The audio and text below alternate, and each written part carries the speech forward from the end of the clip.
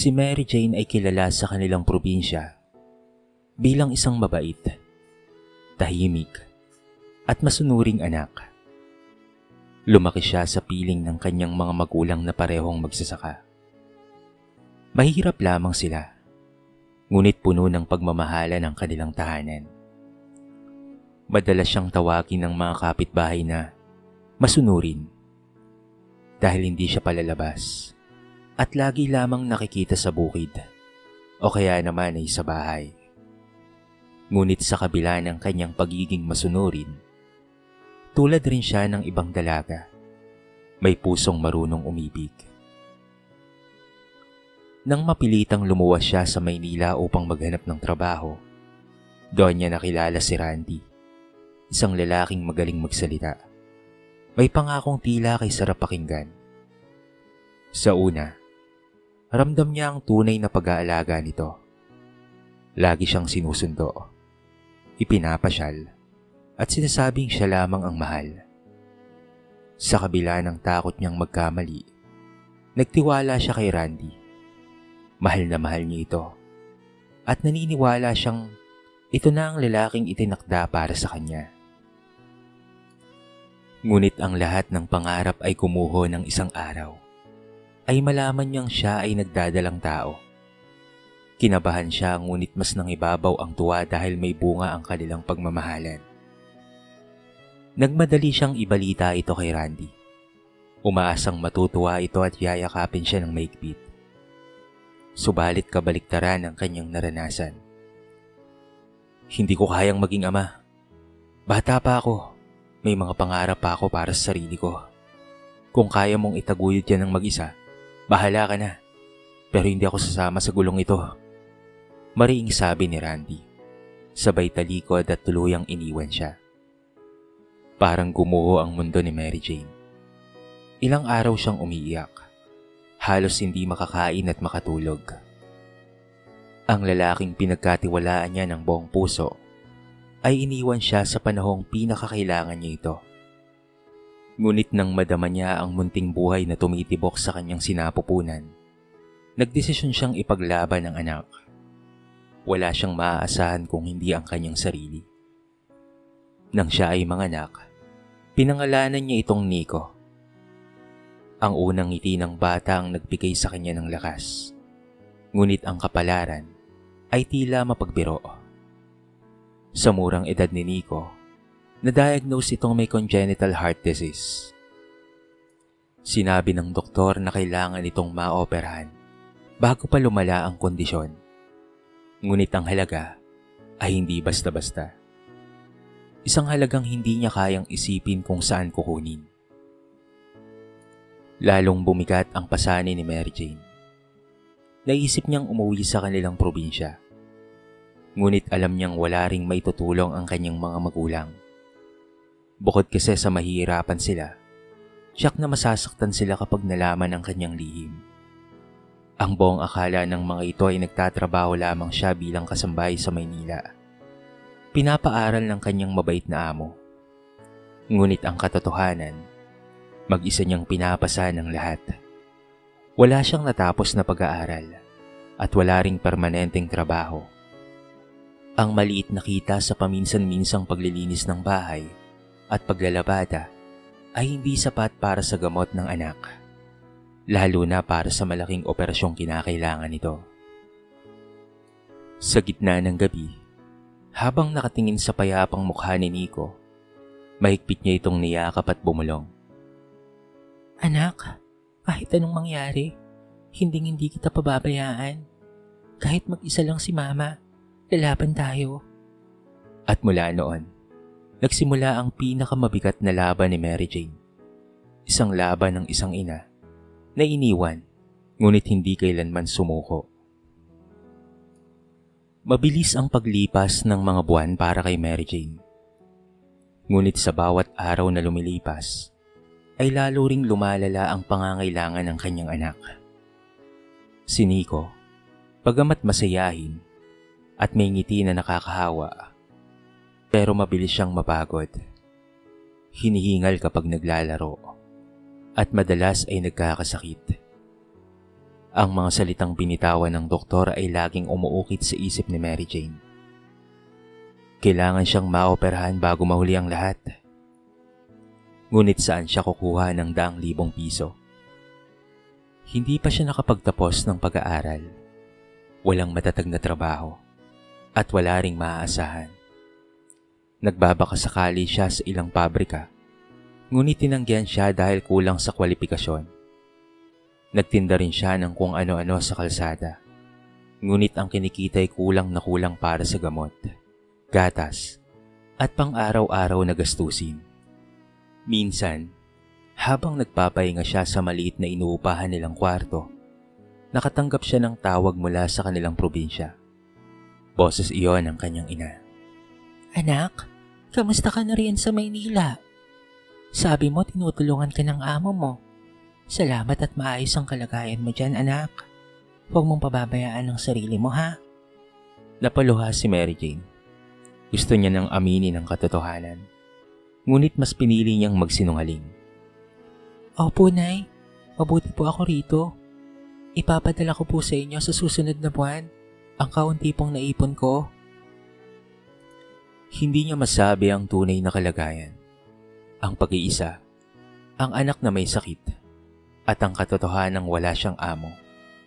Ayaw niyang mag-alala ang kanyang mga magulang, lalo pat matanda na sila at kapos rin sa buhay.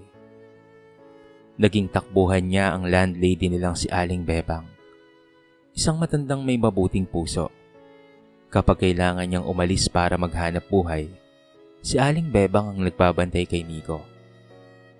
Mahal na mahal mo talaga ang anak mo, nani. Ani Aling Bebang minsan, habang karga ang bata. Nakikita ko ang hirap mo, pero paano mong itutuloy ang pagpapagamot niya kung ganyan lang ang kinikita mo? Napayuko si Mary Jane. Yan nga rin po ang iniisip ko gabi-gabi, Aling Bebang. Parang wala po akong ibang malalapitan. Dumating ang isang gabi na halos wala na silang makain. Si Nico ay nilalagnat at kinakapos ng hininga. Walang sapat na pera si Mary Jane kahit pang pa-check up man lamang. Naglakad siya papalabas ng kanilang inuupahan. Nagpunas ng luha at napatingala sa langit. Diyos ko, ano po bang gagawin ko? Ayoko pong mawala ang anak ko. Kinabukasan, habang naglalaba siya sa bahay ng isang kapitbahay, narinig niya ang mga usapan ng ilang kababaihan. Alam mo ba, sa club na yon malaki ang kita.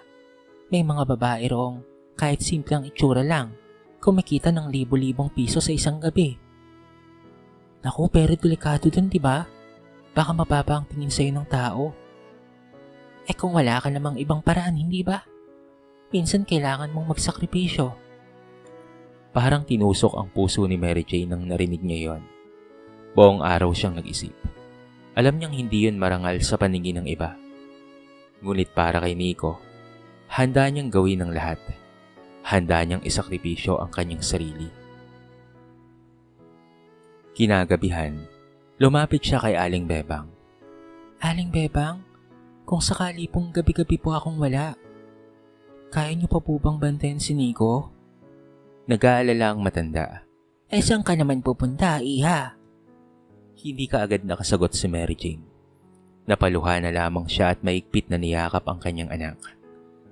At sa gabing iyon, napagtanto niya, kung wala siyang maaasahan, siya mismo ang gagawa ng paraan, kahit masaktan ang kanyang dangal. Kahit tusgahan siya ng lipunan, basta't may pag-asa para kay Nico, kakayanin niya. Mula ng gabing iyon, hindi na mapalagay si Mary Jane. Para siyang hinahati ng dalawang tinig sa kanyang isipan. Ang isa'y nagsasabing huwag niyang ituloy ang iniisip niya dahil hindi yun marangal. At ang isa na may nagsusumikaw na wala ng ibang paraan. Sa tuwing tinitignan niya si Nico, payat at mahina, laging nananalo ang tinig na nagsasabing, "Para sa anak mo ito." Isang gabi, nagpasya siyang puntahan ng club na matagal nang binabanggit ng mga kapitbahay. Nakapila sa labas ang ilang kababaihan. Nakabihis ng makukulay at makikislap na damit. Samantala, siya'y nakasuot lamang ng simpleng blusa at lumang palda. Kinabahan siya ngunit tinapangan ng kanyang sarili. Pagpasok niya, sinalubong siya ng malakas na tugtog, mga ilaw na kumikislap, at mga lalaking nakaupo sa mesa habang may mga babaeng nakikipag-inuman at sumasayaw sa kanilang tabi. Halos manlumo siya, ngunit naalala ang anak na natutulog sa bisig ni Aling Bebang. Lumapit sa kanya ang isang babaeng mataray ang ayos, halatang sanay sa ganoong kapaligiran. Baguhan ka? Anong pangalan mo? Tanong nito. Mary Jane po. Mahina niyang sagot. Umiling ang babae. Hindi pwede yan. Tito, kailangan ay may alias ka. Magiging Lena ka. Mas madaling tandaan. Mas mabilis kang makikilala. At sa isang iglap, parang nagbago ang pagkatao ni Mary Jane. Mula sa gabing iyon, siya na si Lena. Hindi ang masunuring anak ng mga magsasaka, kung hindi isang babaeng handang magsakripisyo ng dangal para lamang sa pera. Sa una, halos hindi niya makaya. Kinakabahan siya sa tuwing may lalapit na customer. Mabuti na lamang at may ilang gabi nang tinatabla ng awa ang kanyang mga kasama, kaya't hindi siya pinipilit. Ngunit unti-unting natuto si Lena ng mga patakaran sa club. Paanong umiti, paanong makipag-usap, at kung papaanong ikubli ang lungkot sa kanyang mga mata. Hindi siya lumalampas sa limitasyon. Kapag may nag-aaya ng higit pa, maayos ngunit mariin siyang tumatanggi. Hanggang dito lang po ako. Hindi po ako ganong babae. Lagi niyang paliwanag. Minsan ay pinagtatawanan siya ng mga kasamahan. Bakit ka pa nandito kung ayaw mo rin namang sumama sa mga customer? Napapanguwi siya. Ngunit tahimik lamang. Hindi niya kailanman sinabi ang totoo patungkol sa anak niyang may sakit. Tanging si Aling Bebang lamang ang nakakaalam ng lahat. Sa kabila ng kahihiyan, mabilis siyang nakilala sa club. Hindi lamang dahil sa kanyang mukha at hubog ng kanyang katawan, kung hindi dahil may kakaibang aura siya. Malungkot ngunit may dignidad. Maraming customer ang nauumaling sa kanyang tahimik na presensya. At sa mga gabing iyon, kahit pagod at sugatan ang kanyang damdamin, lagi siyang umuwi kay Nico. Tahimik niyang haplusin ang pisngi ng bata, pagkatapos ay bubulong. Anak, kaunting panahon na lang ha. Makakaipon na rin tayo. Maliligtas ka ni Mama. Ngunit ang kapalaran ay tila may ibang plano. Isang gabi, dumating sa club ang isang lalaking kakaiba sa lahat na nakilala niya. Hindi bastos, hindi mapanghamak. Matanda na, may bigote, at halatang maayos ang pinagmulan. Hindi ito tulad ng ibang naghahanap ng aliw.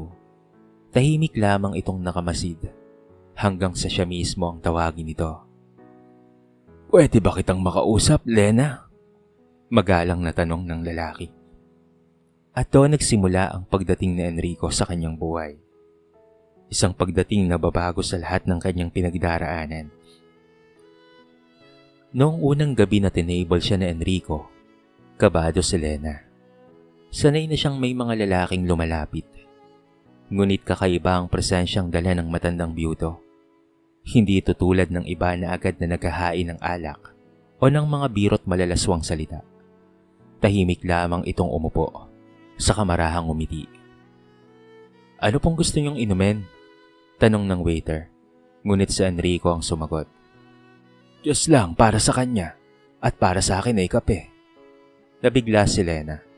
Halos lahat ng customer ay puro alak ang in-order. Ngunit ngayon lang siya nakaranas ng ganitong klaseng trato.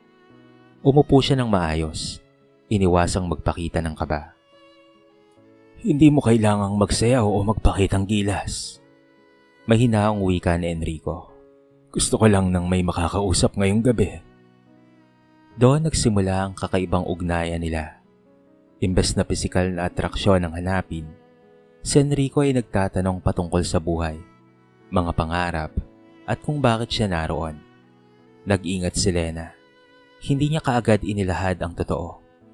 Bagkos ay maliliit na peraso lamang ng kanyang pagkatao.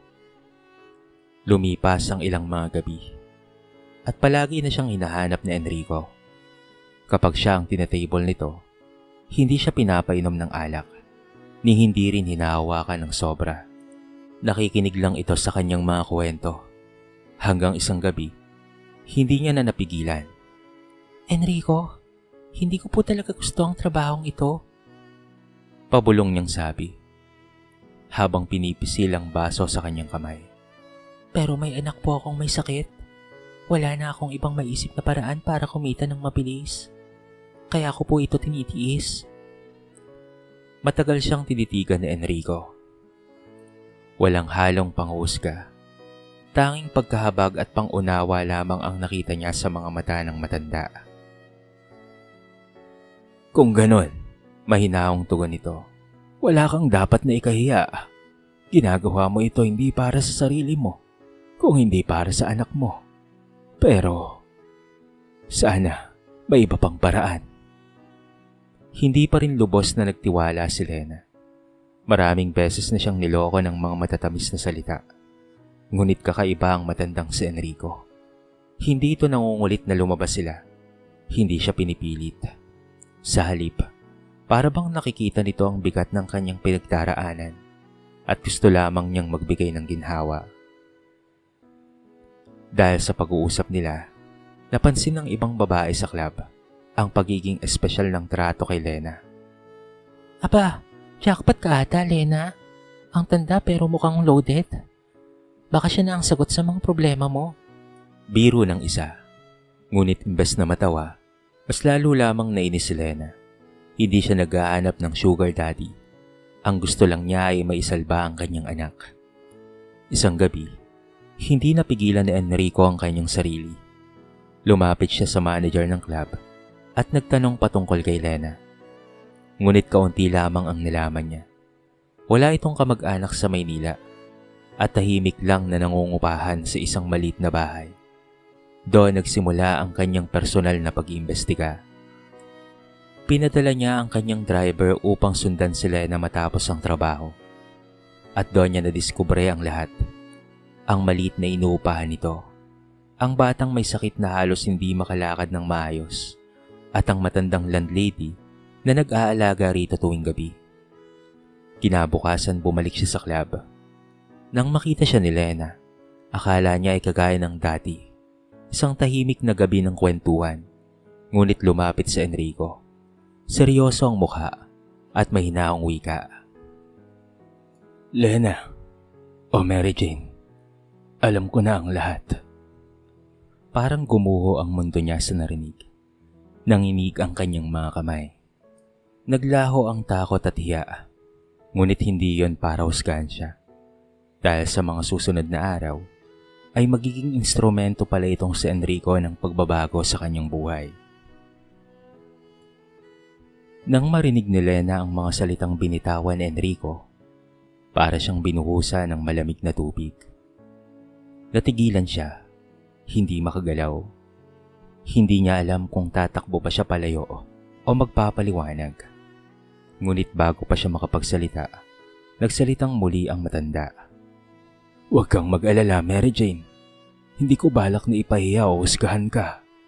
Gusto ko lang sabihin na alam ko na kung bakit mo ginagawa ito. At gusto kong tumulong sa'yo. Napaluha si Lena o Mary Jane. Ilang sandali siyang natahimik. Saka maigpit na hinawakan ang kanyang baso. Enrico, hindi ko alam kung ano ba dapat kong isipin. Pero sanay na akong mawalan ng tiwala sa tao.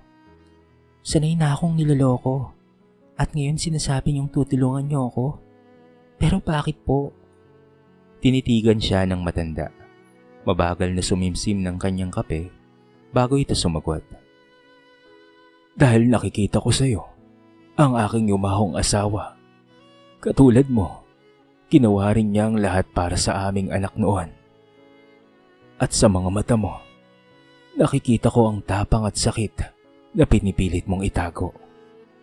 Hindi ako makapikit habang alam kong may bata roong naghihingalo dahil walang perang pangtustos. Hindi ka agad nakapagsalita si Lena. Sa unang pagkakataon, may taong hindi siya tinignan bilang kasangkapan. Nakita siya bilang isang ina, isang taong mayroong dangal. Kinabukasan, inaniyayaan siya ni Enrico sa ospital.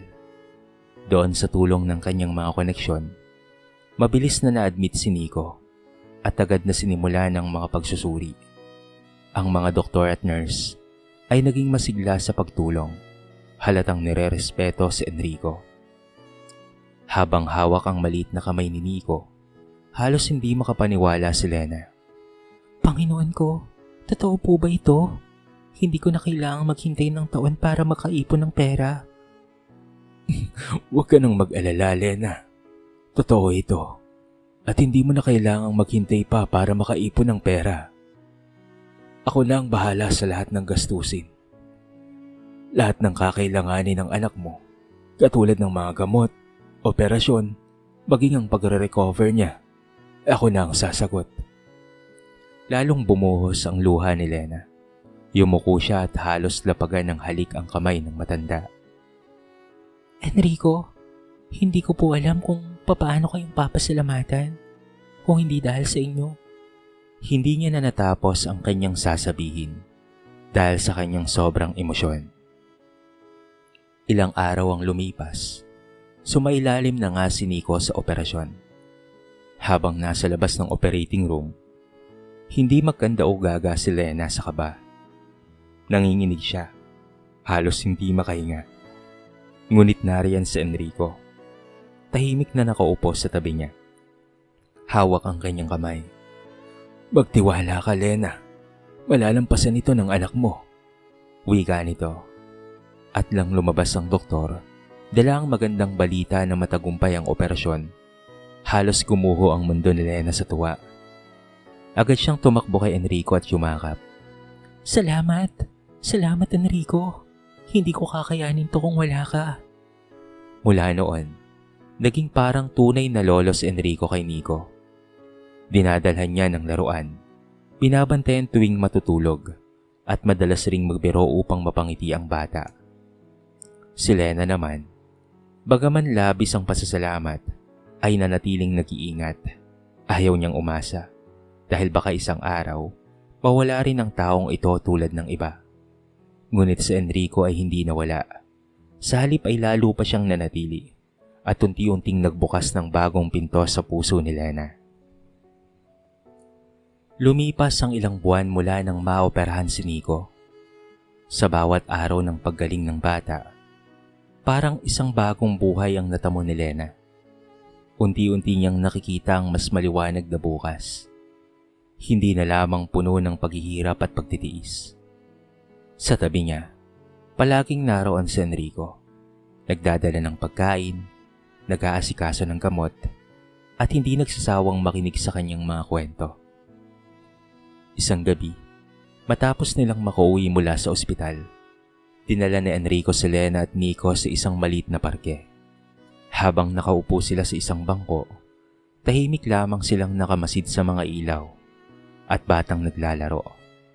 Doon ay bigla siyang nagsalita. Mary Jane, alam kong bata ka pa at alam kong marami kang takot na dala ng nakaraan. Pero matagal ko nang gustong sabihin ito. Huminga ng malalim si Enrico. Mahal na kita. Parang tumigil ang mundo ni Lena. Hindi niya kaagad alam ang isasagot. Sanay siyang nakakarinig ng matatamis na salita mula sa mga lalaking pumapasok sa club. Ngunit iba ito. Ang tinig ni Enrico ay puno ng sinseridad at respeto. Ngunit agad ring bumalik ang kanyang pangamba. Enrico, hindi ko alam kung kaya kong muling magmahal. Nasaktan na ako ng sobra noon. At bukod doon, matanda ka na kumpara sa akin. Anong sasabihin ng mga tao? Ngumiti lang ang matanda, banayad at payapa. Hayaan mo silang magsalita. Hindi ako interesado sa iniisip ng iba. Sapagkat ang mahalaga, totoo ang nararamdaman ko. At higit sa lahat, gusto kong maging bahagi ng buhay mo at ng anak mo. Nagpigil ng luha si Lena. Hindi niya inaasahang maririnig ang ganoong pangungusap. Sa halip, napayuko siya at maigpit na niyakap si Nico na natutulog sa kanyang kandungan. Mahal niya ba talaga si Enrico? O baka dala lamang ito ng pasasalamat at pagkakautang na loob? Ngunit habang lumilipas ang mga araw, unti-unting nagbago ang kanyang damdamin. Nakikita niya kung paanong inaalagaan ni Enrico si Nico. Kung papaano itong gumugol ng oras para lamang mapatawa ang bata. Nakikita niya kung gaano ito kagalang sa kanya. Hindi siya pinipilit. Hindi siya ginagawang pabigat. Sa halip, binibigyan siya ng pag-asa at lakas. Isang umaga, matapos silang mag-almusal, sinabi ni Enrico, "Mary Jane, gusto kitang paaralin. Hindi ka dapat na manatili sa ganito lang. May karapatan ka ring mangarap para sa sarili mo." Nanlaki ang mga mata ni Lena. Paaralin? Enrico, hindi na ako bata at may anak na ako. Wala na akong oras para roon. "Kung gusto, merong paraan," sagot ng matanda. "Ako na ang bahala sa mga gastusin. Ang tanging hinihiling ko lang subukan mong bumangon muli." Napaluha si Lena. Noon lang niya naramdaman na may taong naniniwala sa kanya. Hindi lamang bilang isang ina, kung hindi bilang isang babae na may pangarap at kakayahan. Unti-unti, nagsimulang mabuo sa kanyang puso ang tiwala at kasunod noon ang pag-ibig. Hindi niya namalaya na mahal na rin niya si Enrico. Hindi ito katulad ng unang pag-ibig na puno ng kilig at ilusyon. Ito ay mas malalim pa, mas totoo. Pag-ibig na nakaugat sa pag-unawa, respeto at sakripisyo. Kaya nang magtapat muli si Enrico, ilang buwan matapos kumaling si Nico, hindi na siya nagdalawang isip pa. Sa gitna ng mga luhang puno ng tuwa, bumulong siya. "Oo, Enrico, papayag akong maging asawa mo." At doon nagsimula ang bagong yugto sa kanilang buhay. Isang pamilya na muling nabuo. Hindi sa kasinungalingan, kung hindi sa tunay na pagmamahalan. Makalipas ang ilang buwan, bumalik si Lena sa kanilang probinsya kasama si Enrico at pati na rin si Nico. Matagal na rin mula nang huli siyang umuwi at alam niyang hindi naging maganda ang alaala ng kanyang pag-alis. Maraming chismis ang kumalat noon na siya'y napariwara, na iniwan ng pamilya, na wala nang balak bumalik. Ngunit ngayong muli siyang humarap sa kanila, dala niya ang bago at mas matatag na pagkatao. Pagdating nila, sinalubong siya ng kanyang ina na halos hindi makapaniwala sa nakikita. "Mary Jane, anak." Halos manghina ang babae sa tuwa, sabay iyak at yakap sa kanya. Noon lamang muli naramdaman ni Lena ang init ng yakap ng ina. Yakap na puno ng pangungulila at pagmamahal. Kasunod noon ay lumapit si Nico at magalang na nagmano. "Lola, ako po si Nico." Hindi napigilan ng matanda ang muling pagluha. Apo, ikaw ba yan? Salamat at dinala ka ng Diyos sa akin." Ngunit hindi lahat ng kapitbahay ay naging masaya sa pagbabalik niya. May ilan pa ring nagbulong-bulungan. Pinapansin ang edad ni Enrico. At sinabing nakahanap raw si Elena ng matanda. Sa unang pagkakataon, hindi na siya natinag. Nakangiti lang niyang sinabi, "Wala akong kailangang patunayan sa inyo. Ang mahalaga, masaya ako at buong pamilya ko." Sa gitna ng kanilang pamamalagi sa probinsya, ipinakita ni Enrico ang kanyang plano. Bumili ito ng maliit na lupain at sinabing doon sila magsisimula ng bagong buhay. "Mary Jane, ayokong manatili kang nakakulong sa anino ng nakaraan.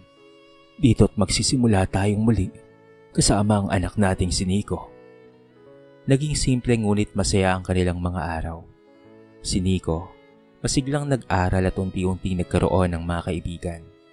Si Lena naman, tulad ng ipinangako ni Enrico, ay bumalik sa pag-aaral. Noong una ay nahihiya siya dahil mas matanda na siya kumpara sa mga kaklase. Ngunit kalaunan, natutunan niyang ipagmalaki ang kanyang kwento na siya'y isang ina na nagsusumikap hindi lamang para sa kanyang anak, kung hindi pati na rin para sa kanyang sariling pangarap. Habang tumatagal, nakilala ng mga tao ang tunay na kwento ni Lena. Nalaman nilang hindi siya sumuko, pagkus nakipaglaban para sa kanyang anak at sa sarili. Ang mga dating mapanlait ay napatahimik at unti-unting natutong humanga sa kanya. Lalo na nang malaman nilang isa pa lang doon ang napangasawa nitong si Lena, o mas kilala sa kanilang lugar bilang si Mary Jane. Isang gabi, habang nakaupo sila sa harap ng kanilang mansyon, sinabi ni Enrico, "Mary Jane, alam mo ba kung bakit hindi kita iniwan kahit gaano kabigat ang pinagdaraanan mo?" Nagangat siya ng tingin at ngumiti. Bakit? "Dahil nakikita ko ang tapang at ang puso mo. Hindi ka perpekto, pero marunong kang bumangon at doon ako humanga sa iyo." Niyakap ni Lena si Enrico. Sa kanyang puso, alam niyang natagpuan na niya ang tahanan na matagal na niyang hinahanap. Hindi sa luho o sa sinasabi ng ibang tao, kung hindi sa pagmamahalan at pagtanggap ng isang taong nanatili sa tabi niya. At doon natapos ang pakikibaka sa madilim na nakaraan. Mula sa isang batang pinilit gawing alipin ng kapalaran, naging isang babae siyang muling tumindig, natutong magmahal at natutong ipaglaban ang kanyang sarili. Makalipas ang ilang taon, ganap na ngang nagbago ang buhay ni Lena. Sa probinsya, unti-unti nang nakilala ang kanyang pamilya, hindi dahil sa tsismis o panlilibak, kung hindi dahil sa magandang halimbawa na kanilang ipinapakita. Si Nico na noon ay halos ikamatay ng kanyang inborn na sakit, ay malusog na at masiglang nag-aaral. Masipag at napakatalino, at madalas natampok sa kanilang eskwelahan ng kanyang mga parangal. Si Mary Jane naman ay nagpapatuloy pa rin sa kanyang pag-aaral. Hindi naging madali ang lahat. Maraming gabi pa ring puyat, pagod at sakripisyo. Ngunit kasama niya si Enrico, na walang sawang sumusuporta at nagbibigay ng lakas ng loob. Sa bawat eksamen na kanyang naipapasa, sa bawat leksyon na kanyang natututunan, ramdam niya ang pagbangon ng isang dating pinanghinaan ng loob. Hindi rin nawala ang mga tao sa paligid na minsang humusga sa kanya. Ngunit ngayon, tuwing nakikita nila ang sigla ni Nico at ang tibay ng kanyang pamilya, wala silang masabi kung hindi papuri. Kung dati tinatawag siyang Magdalena, ngayon ay kinikilala siya bilang isang huwaran, isang babae na hindi nagpatalo sa kahirapan, sa panghusga at sa kapalaran. Sa kanilang tahanan, madalas silang maghapunan ng magkakasama. Simple lang ang ulam, ngunit puno ng pagmamahalan at katahimikan. Madalas sabihin na Enrico, "Ito ang totoong yaman, ang tahanan na may respeto at pagmamahalan." Habang pinagmamasdan ni Mary Jane ang kanyang anak at asawa, madalas niyang mapagtanto kung gaano kalayo ang kanyang narating. Kung tutuusin, madali sanang sumuko noon. Madali sanang tanggapin na siya'y isang talunan, na wala ng pag-asa. Pero pinili niyang lumaban. Pinili niyang mangarap. Pinili niyang magsakripisyo alang-alang sa kanyang anak. At ngayon sa kabila ng lahat ng sugat ng nakaraan, natutunan niyang iyon pala ang nagpatibay sa kanya. Kung hindi siya nasadlak sa hirap, marahil hindi niya malalaman kung gaano siya kalakas. Kung hindi siya nahusgahan ng lipunan, marahil hindi niya malalaman kung gaano kahalaga ang hindi manghusga ng iba. At ito ang mga aral ng kwento. Hindi lahat ng tinatawag na Magdalena ay mababa ang lipad. Minsan, sila pa ang marunong lumipad ng mas mataas. Dahil dala nila ang bigat ng sakripisyo para sa kanilang mahal sa buhay. Ang tunay na dangal ng tao ay hindi nasusukat sa nakaraan, kung hindi sa kakayahan niyang bumangon at baguhin ang kanyang kapalaran. At para sa mga babaeng katulad ni Mary Jane, ang kanyang kwento ay nagpapaalala na hindi kailanman huli ang lahat. Kahit gaano kadilim ang pinagmulan, may liwanag na naghihintay sa dulo kung hindi ka titigil sa paglakad. Sa bawat paghinga ni Nico, sa bawat pagngiti ni Enrico, at sa bawat pagtindig ni Mary Jane, naroon ang patunay na ang pag-ibig, sakripisyo at lakas ng loob ay kayang baguhin ng isang buhay. Higit sa lahat, kayang baguhin ng isang tao. Dito na po nagtatapos ang ating maiksing kwento sa araw na ito. Sana po ay nagustuhan nyo at sana po ay kinapulutan nyo ng maraming aral. Kayo mga kabarangay, anong masasabi nyo sa ating kwento? I-comment nyo naman sa baba ang inyong mga reaksyon at babasahin natin ang lahat ng yan. I-comment nyo na rin kung taga saan kayo para naman malaman ko kung hanggang saan nakaabot ang video na ito. Paki-like and share na rin ang ating kwento para mapakinggan rin ng iba.